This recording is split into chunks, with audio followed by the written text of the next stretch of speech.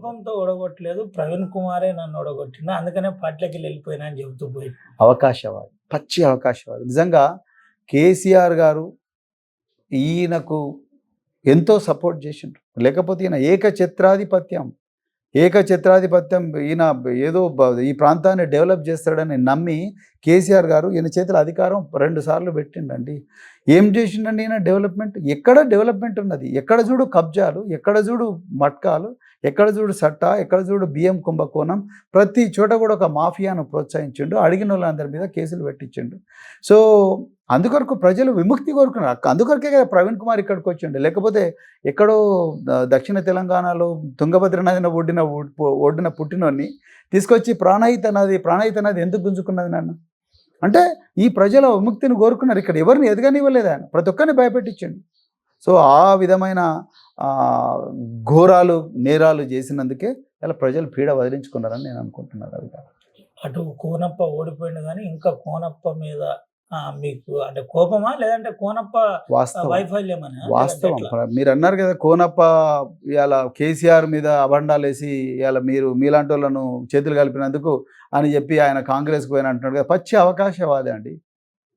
కేసీఆర్ గారు ఒక రాజకీయ పార్టీకి నాయకులు, జాతీయ పార్టీకి నాయకులు. సో వారు పొత్తుల విషయంలో, నేను అప్పుడు బీఎస్పీ రాష్ట్ర అధ్యక్షుడు ఉన్న పొత్తుల విషయంలో మాతో చేయగలిపాడు. అది రాజకీయాల్లో పొత్తులు సర్వసాధారణం. ఆయన చేయగలపంగానే ఈయనకేం ఎసురు వచ్చింది, ఈయనకేం నొప్పి వచ్చింది? అసలు కేసీఆర్ లేకపోతే నువ్వు 10 సంవత్సరాలు ఇక్కడ ఏలుటోనువా? మగడం లేని మహారాజులాగా అందరినీ దౌర్జన్యం చేసి, మరి అదే కేసీఆర్ గారు రాజకీయ వ్యూహంలో భాగంగా బీఎస్పీతో పొత్తు పెట్టుకుంటేనే ఒక్క నిమిషం కూడా వెయిట్ చేయలే. రాత్రి పోయి తుమ్మల నాగేశ్వరరావుని కలుసుడు, అదేవిధంగా ఇంకా రేవంత్ రెడ్డిని కలుసుడు, అంత చేసుడు, స్టేట్మెంట్లు ఇచ్చుడు, పోవుడు, కలుసుడు. నీ అంత అవకాశవాది ఇంకోళ్ళు. అవకాశవాదానికి అతి గొప్ప చిరునామా ఇవాళ కోనప్ప. సో వాళ్ళ గురించి ఎంత తక్కువ మాట్లాడితే అంత. కాన్స్టిట్యున్సీలో పోడు భూముల సమస్య విపరీతంగా ఉంది. మీరు ఇప్పటికే విజిట్ చేసిన పరిస్థితి, 2-3 రోజుల నుంచి ఇక్కడే ఉంటున్నారు, ప్రతి గ్రామానికి తిరుగుతున్నారు, ఏజెన్సీ ప్రాంతాల్లో ఎక్కువ తిరుగుతున్నారు. ఎట్లుంది సార్? ఏంటి అంటే ఎట్లా పరిష్కారం చేస్తే ఆ సమస్య పరిష్కారం అవుతుంది? చాలా మంచి ప్రశ్న. మీరేమన్నా ఐఎఫ్ఎస్ ఆఫీసర్లతో కానీ, కన్సర్వేటర్లతో కానీ, మంత్రితో కానీ మాట్లాడే ప్రయత్నం చేస్తున్నారు? ఆ సమస్యను చాలా లోతుగా నేను అధ్యయనం చేస్తున్నాను. ఎందుకంటే ప్రవీణ్ కుమార్ కూడా ఏదో గాలికి మాట్లాడితే బాగుండదు. ఆ పోడు భూముల సమస్యను నేను చాలా లోతుగా అధ్యయనం చేస్తున్నా. ఇప్పటి వరకు నాకుండే అవగాహన మేరకు ఏజెన్సీ ఏరియాల్లో నిజానికి అటవీ సంపద సంరక్షణ ఫారెస్టులు చేయలేరు, గిరిజనులే చేయగలరు. నేను ఎందుకు ఈ మాట చెప్తున్నా అంటే, అసలు ఈ ఫారెస్ట్ డిపార్ట్మెంట్ లేనప్పుడే ఈ అడవిని రక్షించింది ఎవరు? గిరిజన సోదరులే. 2000 సంవత్సరాల నుంచి ఈ అటవీ ప్రాంతాన్ని రక్షించింది ఎవరు? గిరిజన సోదరులే. ఎందుకంటే వాళ్ళ బతుకు తెరవాలి. అంతే తప్ప వాళ్ళేదో 4 ఎకరాలు పోడు కొట్టినాను, లేకపోతే 2 ఎకరాలు పోడు కొట్టినాను వాళ్ళ మీద కేసులు పెడుతున్నారు. అసలు అటవీ ప్రాంతాల్లో మైనింగ్ కానీ, అటవీ ప్రాంతాల్లో రోడ్డు వేసి కలప రవాణా చేసింది కానీ, అటవీ ప్రాంతాల్లో రకరకాల దుర్మార్గాలు చేసింది కానీ ఎవరు? ఇప్పుడున్న భూస్వాములు. అందుకొరకే కేసీఆర్ గారు అన్నారు కట్టె దొంగ కోనప్ప అని. అంటే నేను ఏమంటున్నా అంటే, అసలు ఈ పోడు భూముల సమస్య అనేది చాలా ఈజీగా పరిష్కరించవచ్చు ఫారెస్ట్ అధికారులు మానవుల్లాగా ఆలోచిస్తారు. వాళ్ళు ఏం చేస్తున్నారు? ఆ ఫారెస్ట్ యాక్ట్ని అడ్డం పెట్టుకొని ట్రెంచులు తవ్వుతున్నారు, తరతరాలుగా చేసుకుంటున్న భూములలో ఇప్పుడు మొక్కలు నాటుతున్నారు. నేను ఒక్కటే ప్రశ్న అడుగుతున్నా, ఫారెస్ట్ వాళ్ళు గుండె చేసుకొని చెప్పాలి. ఇదే ఆంధ్ర ప్రాంతం నుంచి వలస వచ్చిన భూస్వాములు ఎన్నో రైతులు అనాదిగా పోడు చేసుకున్న భూములను గుంజుకొని వాటిని రెగ్యులర్ భూములుగా రెవెన్యూ రికార్డులకు ఎక్కించుకున్నారు. వాటి గురించి మాట్లాడే దమ్ముందా ఫారెస్ట్ వాళ్ళకు? వాటి గురించి మాట్లాడే దమ్ముందా? ఒక అనిత అనే ఒక అమ్మాయి ఫారెస్ట్ రేంజ్ ఆఫీసర్ పోయి ఇదే వావిలాల కాదు, ఇక్కడ సరసాల గ్రామంలో పోయి మరి చేస్తుంటే అక్కడ కోనేరు కృష్ణ, ఇక్కడ ఇప్పుడున్న జెడ్పీ చైర్మన్, అక్రమంగా జెడ్పీ చైర్మన్ పదవి మీద కూర్చున్న కోనేరు కృష్ణ పోయి కొట్టిండు ఆ అమ్మాయిని.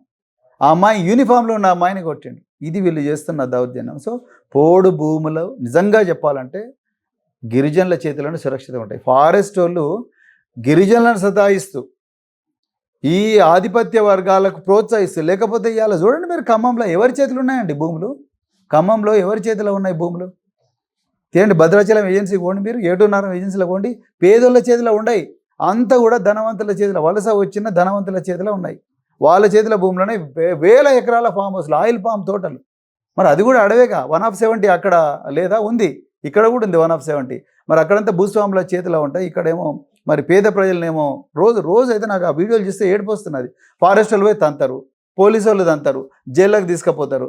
మరి ఈ ఫారెస్ట్ భూమిని రెవెన్యూ కార్డులకు ఎక్కించుకొని రెగ్యులర్గా పట్టాలు తీసుకున్న వాళ్ళని ఎందుకు ఏమంటలేరు?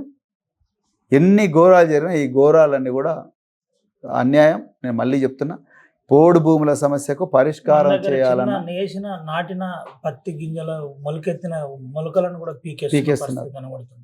గిరిజనేతరులను అయితే భూమిలోకి రావద్దని చెబుతున్నారు. ఏంటి అంటే ఈ సమస్యను పరిష్కారం కోసం మీరు అంటే తెలిసిన అధికారులతో మాట్లాడితే ఏమన్నా ఉంటుంది. రాజ్యాంగాన్ని మళ్ళొకసారి స్టడీ చేయాలి, ఆర్టికల్ 5ను స్టడీ చేయాలి, Panchayat act extension in schedule area space act కూడా స్టడీ చేయాలి. తర్వాత రెండోది ఈ ఏజెన్సీ ఏరియాలో ఉండే షెడ్యూల్ కాస్ట్, తర్వాత బీసీలు వాళ్ళ బాధలు కూడా స్టడీ చేయాలి. ఎందుకంటే ఏజెన్సీ ఏరియాలో వాళ్ళకు భూముల మీద హక్కులు లేవు, వాటి గురించి కూడా స్టడీ చేయాలి. అందుకొరకు దీన్ని 360 డిగ్రీస్ యాంగిల్లో స్టడీ చేయాలి. గత ప్రభుత్వం, కేసీఆర్ గారి ప్రభుత్వం కొన్ని కమిటీలు, ఫారెస్ట్ కమిటీలు, రివ్యూ కమిటీలు అనేసి ఈ పోడు భూములు ఎప్పుడెప్పుడు చేసుకుని అంతే టెంపరీగా కొంతమందికి రైట్స్ ఇవ్వడం జరిగింది. ఆనాడు దివంగత రాజశేఖర రెడ్డి గారు 2006లో కూడా మళ్ళొకసారి సర్వే చేసి కొన్ని భూములకు రైట్స్ ఇవ్వడం జరిగింది. అట్లా ఇచ్చుకుంటూ పోతూనే నేనేమంటానంటే ఫారెస్ట్ రెస్పాన్సిబిలిటీ వాళ్ళ చేతుల్లో పెడితే, గిరిజనుల చేతిలో పెడితే బాగుంటుంది. అంతే తప్ప ఫారెస్ట్ అధికారులు మేమే సుఖమైన వాళ్ళం, వీళ్ళకేం చేత కాదనే భావన ఏదైతే ఉందో తప్పు. అసలు ఫారెస్ట్ వాళ్ళు పుట్టకముందే ఈ అడవి ప్రాంతం అంతా కూడా గిరిజనుల చేతిలో ఉన్నది. కొమరం భీం గారు కానీ అంతకుముందున్న ఇంకా ఎంతోమంది గోండు సామ్రాజ్యాలు వాళ్ళందరూ కూడా ఈ ఫారెస్ట్ని రక్షించారు. మనం పోయి అలా గనులు, లేకపోతే 4 లేన్ రోడ్లు, లేకపోతే గిలప అని మనం దాన్ని నాశనం చేసినాం తప్ప, ప్రాజెక్టులని రకరకాల కారణాల వల్ల భూములు నాశనం అయినా కానీ అది కాదండి. అందుకొరకు పోడు భూముల సమస్యను గిరిజనుల కాన్సెంట్ తీసుకొని చేయాలి. ఆ సమస్య పరిష్కారం అయితే పోలీసు వాళ్ళని వాడితే మాత్రం మళ్ళొకసారి దెబ్బ అవుతుంది. అందుకొరకు భూమి కోసమే ఏ ఉద్యమైనా స్టార్ట్ అవుతుంది. మళ్ళీ అది ఫారెస్ట్ భూమి కోసమే మళ్ళీ ఉద్యమం దిశగా కొంతమంది రైతులు అడుగులు వేస్తున్నారు అంటున్నారు. మేము తప్పకుండా వాళ్ళకి సపోర్ట్ చేస్తాం. ఫారెస్ట్ భూముల మీద ఈ పోడు చేసుకున్న రైతులు, గిరిజనులు, ప్రత్యేకించి గిరిజనులు కానీ, బీసీలు కానీ, లేకపోతే ఎస్సీలు కానీ తరతరాలుగా ఉంటున్నారు. సో వాళ్ళందరికీ తప్పకుండా దాని మీద హక్కులు రావాల్సిందే. ప్రభుత్వం ఏదో ఒక సమస్య, ప్రభుత్వం దగ్గర 100 మంది ఐఎఫ్ఎస్ ఆఫీసర్లు ఉన్నారు, 100 మంది రెవెన్యూ ఆఫీసర్లు ఉన్నారు. వీళ్ళందరూ కలిసి ప్రభుత్వం తప్పకుండా మరి పరిష్కారం తీసుకురావాలి. నిజంగా రేవంత్ రెడ్డి గారు, అటవీ శాఖ మంత్రి వీళ్ళందరూ కలిసి కూర్చొని 1-2 నిమిషాలు కూర్చుంటే ఈ సమస్య పరిష్కారం అవుతుంది. వాళ్ళకి ఇష్టం లేదు ఇది. అందుకొరకు ఈ సమస్య ఇట్లనే రావణ కాష్టంలాగా రగులుతా ఉంది. అసలైన తొలి వెలుగు. ఫాలో వాట్సాప్ @తొలి వెలుగు official.